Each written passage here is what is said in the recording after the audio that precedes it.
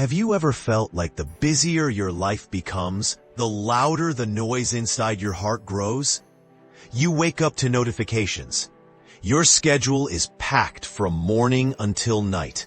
Meetings, deadlines, messages, responsibilities, they pile up endlessly. And somewhere in the middle of all that chaos, you realize something strange. You're exhausted, yes, but more than that, you're starving for something you can't even name. That something is silence. Not just the absence of sound, but the kind of silence that wraps around your soul like a warm blanket. The kind that lets you breathe again. The kind that reminds you that you are not just a machine built to perform, but a beloved child of God.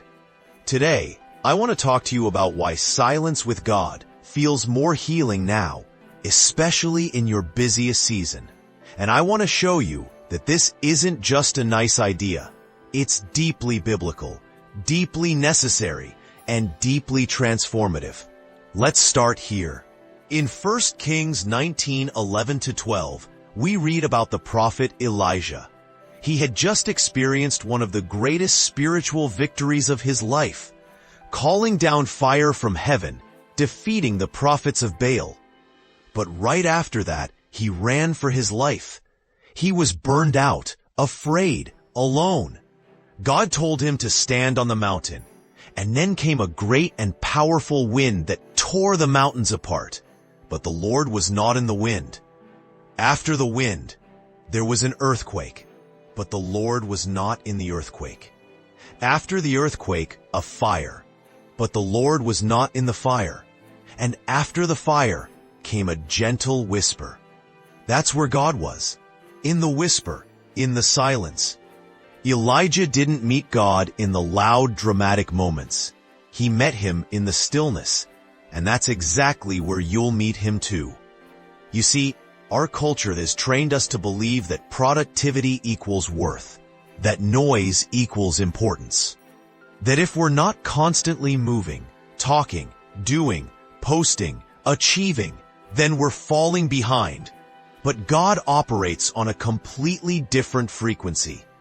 Jesus himself modeled this for us. In Mark 1:35, it says, "Very early in the morning, while it was still dark, Jesus got up, left the house, and went off to a solitary place where he prayed." Jesus had crowds following him, people needing healing, disciples asking questions. He had every reason to be busy, but he chose silence. He chose solitude. He chose to withdraw and be with the Father. Because he knew something we often forget. Silence is not wasted time. It's sacred time. In silence, God recalibrates your heart. He realigns your priorities. He reminds you who you are and whose you are. He whispers truths that the noise of the world tries to drown out. You are loved. You are seen. You are held. You don't have to earn my approval. You already have it. Those words can only be heard in the quiet. Now let me ask you this. When was the last time you sat in silence, not scrolling, not planning, not even praying with words, but just being still before God? Psalm 46:10 says, "Be still and know that I am God." Be still. Not be productive, not be impressive, just be.